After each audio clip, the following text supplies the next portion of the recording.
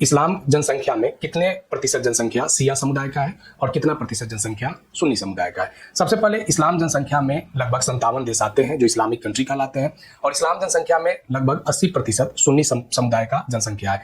20% जो है वो सिया समुदाय के लोग का जनसंख्या है। लेकिन जब ईरान पे जब आप आते हैं तो ईरान सिया का सबसे बड़ा केंद्र है, यानी ईरान में 90% जो समुदाय रहता है इस्लाम का वह सिया रहता है और 10% वहाँ पे सुन्नी लोग रहते हैं। आखिर ये सिया और सुन्नी का अंतर कहाँ से पैदा हुआ है? तो सिया और सुन्नी का जो अंतर है ये सबसे पहले पैदा हुआ उनके उत्तराधिकारी की मान्यताओं को लेकर। तो कैसे उत्तराधिकारी की मान्यताओं में कौन से ऐसे बात है, तो सबसे पहले यहाँ पे समझेंगे कि सिया का कॉन्सेप्ट क्या है और सुन्नी का कॉन्सेप्ट क्या है।